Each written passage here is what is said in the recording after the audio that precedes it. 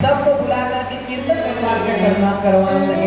शंड अमर्क ने प्रहलाद जी का हाथ पकड़ा और सीधे हिरण्यकशिपु के पास गए और कहा कि महाराज आपके पुत्र को आप संभालो, ये आसुरी विद्या प्राप्त नहीं करना चाहता, ये तो हमारे जो आसुर चुप के जो बालक हैं बोले उनको भी भगवान का भक्त बना देगा। प्रेम से बोल के अब हिरण्यकशिपु ने कहा कि अच्छा बेटा तो गुरुकुल पढ़ने के लिए गया तो तूने क्या सीखा बेटा बता। तो प्रहलाद जी कहते हैं पिताजी तत्साधुमन्ये सूर्यवर्य देहिना सदा समृद्धि ग्रहमन्धग्रहात् हित्वात्मपातं ग्रहमन्धकूपं वनं गतो यत् नाश्वपेतः। प्रहलाद जी कहते हैं कि पिताजी ये जो संसार है बोले ये अंधा कुआं है, इस अंधे कुएं में से गिरने से अगर बचना है तो कहते हैं कि वन में जाकर के भगवान का भजन करना चाहिए। जो कहा पिताजी ने कहा कि जाओ इसको वापस हमारे आसुरी शिक्षा दो, ये गड़बड़ शिक्षा सीख गया, वापस प्रहलाद जी को भेज दिया। अब प्रहलाद जी वापस चले गए। प्रेम से कही श्री राम। जैसे माता पिता अपने बच्चों को जब गुरुकुल में पाठशाला में भेजते हैं पढ़ने के लिए तो फिर जब वो आता है तो पूछते हैं छुट्टी में होती है तो आता है, फिर पूछते हैं कि बेटा तो कहाँ तक तेरी पढ़ाई पहुंची, तो उसी प्रकार पूछ रहे हैं। प्रहलाद जी 6 महीने के बाद जब वापस आए तो फिर पूछा, हिरण्यकशिपु ने अपनी गोद में बिठा करके कहा कि बेटा अब तू क्या सीख के आया है। तो प्रहलाद जी यहाँ नवदा भक्ति का वर्णन कर देते हैं। कहते हैं कि पिताजी भगवान की भक्ति मैंने सीखी है, श्रवणम कीर्तनम विष्णु स्मरणम पाद सेवनम अर्चनम वंदनम दास्यम सत्यम आत्मनिवेदनम। हे पिताजी भगवान की 9 प्रकार की भक्ति होती है और ये 9 भक्ति भक्तों को करना चाहिए। जो सुना 9 प्रकार की भक्ति के बारे में तो सेवकों को आज्ञा दे दी कि इसको भाले से इसका वध कर दिया जाए, इसको मार दिया जाए। गोद में से नीचे फेंक दिया। सैनिक दौड़ पड़े, भाले से मारते हैं, तलवार से मारते हैं, लेकिन कहते हैं प्रहलाद जी का वध नहीं होता क्योंकि जाको रागे साइया मार सके भगवान जिसका रक्षक है। मारते हैं लेकिन प्रहलाद जी का वध नहीं होता। कहते हैं जब वध नहीं होता तो सांप की काल कोठरी में प्रहलाद जी को छोड़ दिया, जहरीलो सांप के काल की कोठरी में, लेकिन वहां से भी जितने भी सांप हैं वो पुष्प बन जाते हैं। चट्टान से गिराया प्रहलाद जी को, भैया चट्टान से फेंकेंगे तो मर जाएगा, चट्टान से फेंका लेकिन फिर भी नहीं मरे। भगवान पुष्प रूप में आए और प्रहलाद जी की रक्षा भगवान ने की। जब रक्षा की तो कहते हैं एक बार हिरण्यकशिपु ने मीटिंग करी, चलो इसका वध ऐसे नहीं हो रहा है तो एक काम करते हैं। उसी समय कहते हैं राखी का समय था, रक्षाबंधन का पर्व आया और प्रहलाद जी की बुआ जिसका नाम है होलिका, प्रेम से कही श्री राम है, ये होलिका के सामने बात आई कि ये हमारे जो बालक है इसका वध नहीं हो रहा, ये हमारे शत्रु विष्णु का नाम लेता है। होलिका ने कहा कि भैया आप क्यों चिंता करते हो, अरे मुझे अग्नि देवता के द्वारा वरदान मिला है कि मैं अग्नि स्नान किया करूंगी लेकिन मेरी मृत्यु नहीं होगी। जो सुना तो हिरण्यकशिपु ने कहा कि बहन फिर क्या करना चाहिए। होलिका ने कहा एक काम करो, आप मेरी गोदी में उस प्रहलाद को बिठाओ और मेरे तरफ चारों तरफ से आग लगवा दो। प्रेम से कोशिश मेरे तरफ से आग लगवा दो और देखो जब आग लगेगी तो मुझे तो वरदान मिला है अग्नि देवता के द्वारा, तो मैं तो नहीं जलूंगी और ये जो प्रहलाद है जल के भस्म हो जाएगा। प्रेम से बोल के ऐसा युक्ति निकाली। समय आ गया लेकिन कहते हैं इधर एक छोटी सी कथा और भी प्राप्त होती है। कहते हैं राजस्थान के एक राजा हैं जिनका नाम है इलोजी। ये इलोजी का जो संबंध है विवाह जो है होलिका के साथ तय कर दिया था हिरण्यकशिपु ने। और हिरण्यकशिपु ने सोचा था कि हमारी बहन होलिका का विवाह जो है इलोजी के साथ करेंगे। जब विवाह तय कर दिया, लेकिन इधर क्या हुआ, होलिका बीच बैठ गई और आग पास से लकड़ियां लगा दी, प्रहलाद जी को गोद में बिठाया और कहते हैं, होलिका ने कहा कि अब इसमें आग लगा दो। जैसे ही आग लगाई तो कहते हैं धीरे धीरे वो अग्नि बढ़ी, क्योंकि भगवान की कृपा सबके ऊपर बनी रहती है। मारने वाला है भगवान, बचाने वाला है भगवान, मारने वाला है भगवान, बचाने वाला है भगवान, मारने वाला है भगवान, बचाने वाला है भगवान, मारने वाला है भगवान, बचाने वाला है भगवान।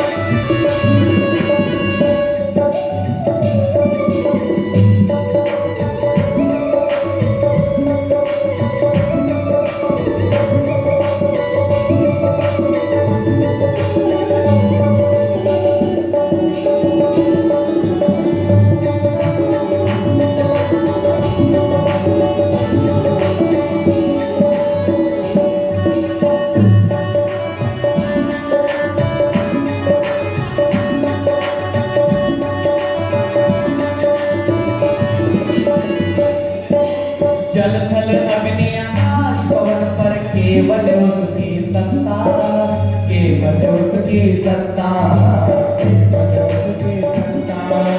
जल थल अग्नि आकाश पवन पर केवल उसकी सत्ता, केवल उसकी सत्ता, केवल उसकी सत्ता। हरि इच्छा के बिना यहाँ पर, हरि इच्छा के बिना यहाँ पर हिल न सके एक पत्ता, हिल न सके एक पत्ता। उसी का सोचा यहाँ पे होता हो, उसी का सोचा यहाँ पे होता, उसकी शक्तिमान। मारने वाला है भगवान, बचाने वाला है भगवान, मारने वाला है भगवान, बचाने वाला है भगवान, मारने वाला है भगवान, बचाने वाला है भगवान, मारने वाला है भगवान, बचाने वाला है भगवान, मारने वाला है भगवान, बचाने वाला है भगवान, मारने वाला है भगवान, मारने वाला है भगवान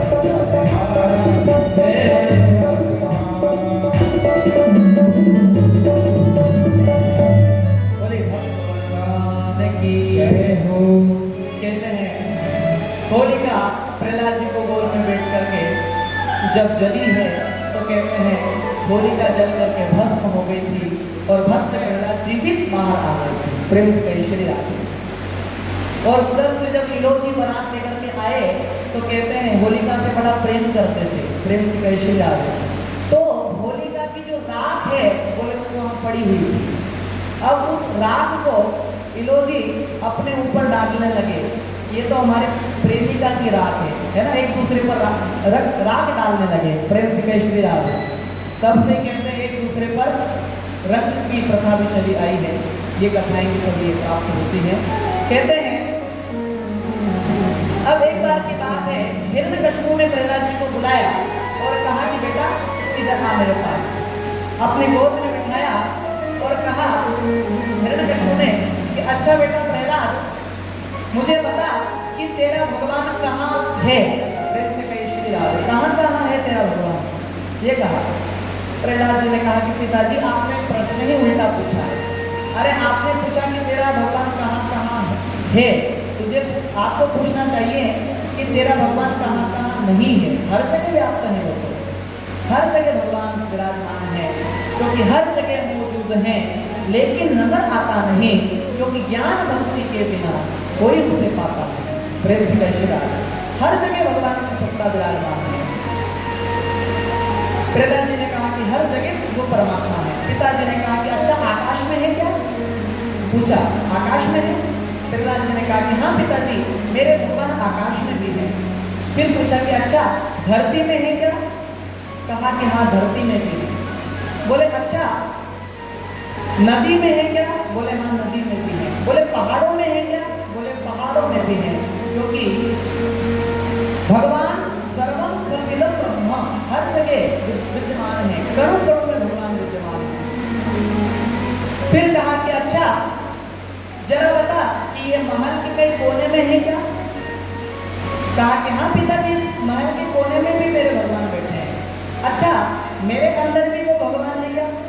प्रहलाद जी ने कहा कि हाँ पिताजी आपके अंदर भी वही आत्मा वो बैठी हुई है, आत्मा रूप से आपके भीतर भी भगवान है।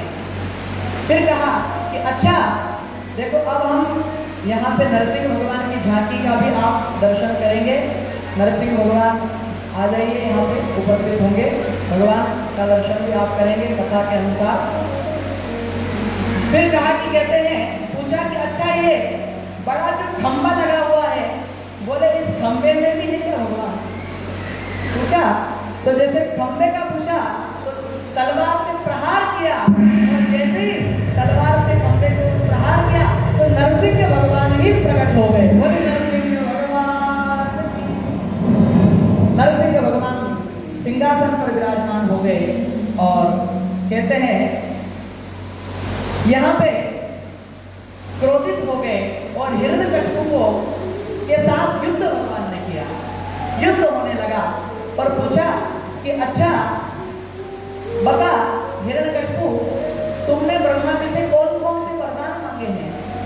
हिरण्यकश्यप ने कहा कि मैंने वरदान मांगा है कि मैं दिन में मरूं ना रात में मरूं। प्रेम से कौशी राजा, भगवान ने कहा कि देख ना दिन है ना रात है, शाम का समय हो रहा है।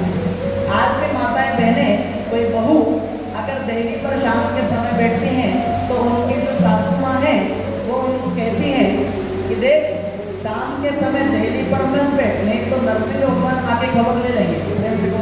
उनको हटा देते हैं। फिर कहा कि बोले और कौन सा वरदान मांगा, बोले मैं दिन में मरूं ना रात में मरूं। भगवान ने कहा ना दिन है ना रात है, शाम का समय है। बोले और कौन सा वरदान मांगा, बोले मैं घर में मरूं ना बाहर मरूं। भगवान ने कहा ना घर के बाहर है ना भीतर है, तो दहली पर बैठा हुआ है।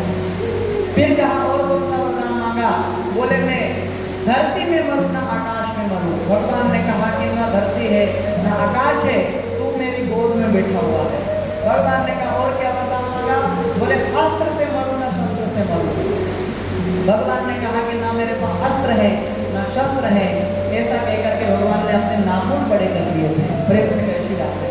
फिर कहा कि और क्या वरदान मांगा, बोले मैं ब्रह्मा की सृष्टि से उत्पन्न किसी जीव से न मरूं। तो भगवान ने कहा कि देखो मैं ब्रह्मा से उत्पन्न नहीं हुआ हूँ, मैं तो खंभ से प्रकट हुआ हूँ। फिर कहा कि और कौन सा वरदान मांगा, बोले मैं मनुष्य से मरूं ना पशु से मरूं। तो भगवान ने कहा कि ना मैं मनुष्य हूँ ना पशु हूँ, आधा नर हूँ और आधा सिंह हूँ, नर और सिंह हूँ। भगवान ने कहा कि और क्या वरदान मांगा, बोले मैं 12 महीने में किसी महीने न मरूं। प्रेम से कहो श्रीराम। क्या वरदान मांग लिया कि 12 महीने में किसी भी महीने न मरूं। तो भगवान ने कहा कि भैया अब ये 12वां महीना नहीं चल रहा है, बोलिए 13वां महीना चल रहा है। प्रेम से कहे श्री राधे।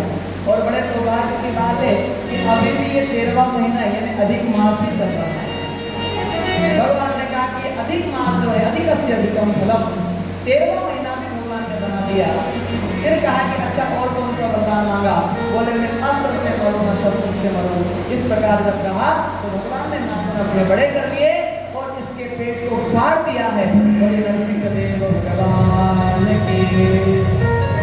इसके पेट को फाड़ करके इसके आतियों की माला भगवान ने बना दी। इसके अंदर से आत्मिक ज्योति निकली, भगवान के अंदर विलीन हो गई थी राजा। प्रेम से कहे श्री राधे।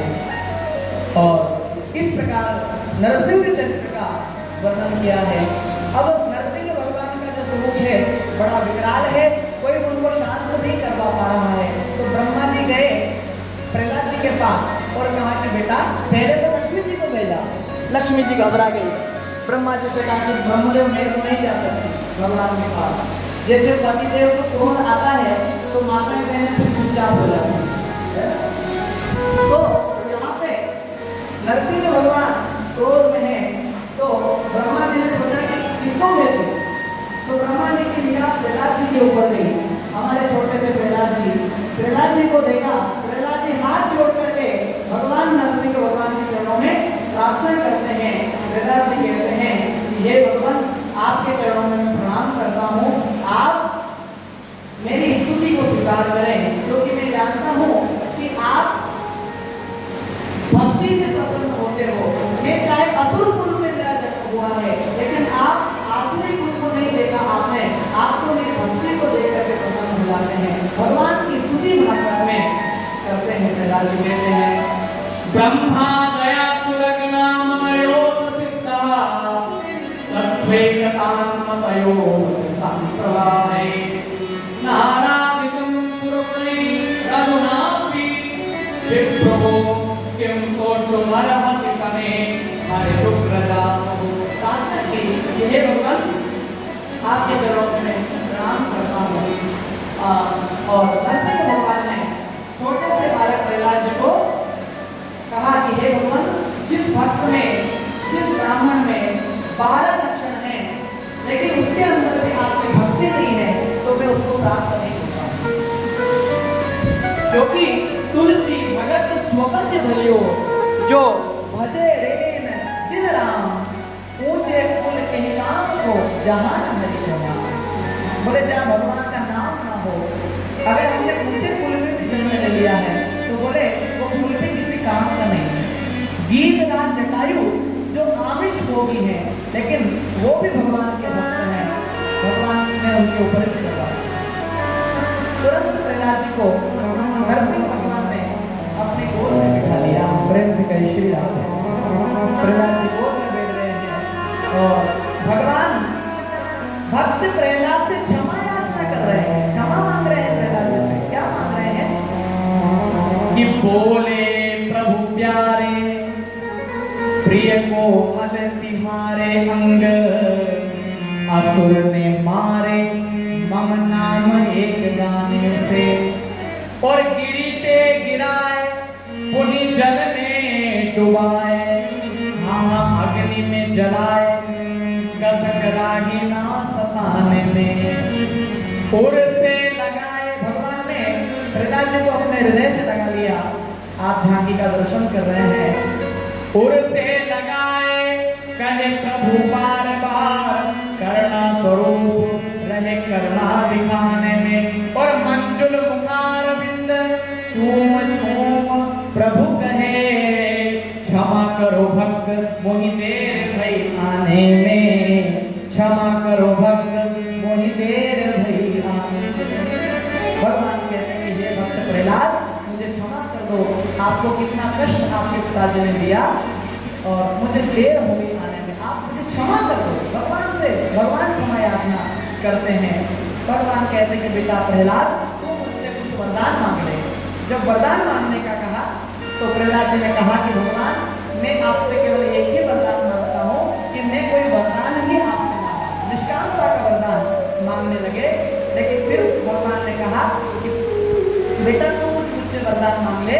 तो प्रहलाद जी ने कहा कि पिताजी मैं आपसे केवल एक ही प्रार्थना निवेदन करता हूँ, आपके चरणों में प्रार्थना करता हूँ कि मेरे पिताजी को अधोगति मत देना। प्रेम से घोषित है, क्या वरदान मांगा प्रहलाद जी ने भगवान से कि मेरे पिताजी को कभी अधोगति मत देना।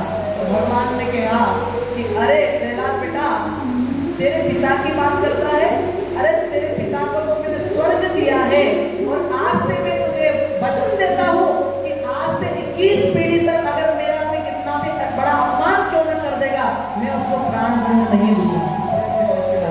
क्या वरदान मांग लिया? 21 पीढ़ी तक भी अगर कोई मेरा अपराध करता है तो मैं उसको प्राण दंड नहीं दूंगा। इस प्रकार भक्त प्रहलाद जी के सुंदर वचनों को पूर्ण भगवान नरसिंह भगवान करते हैं।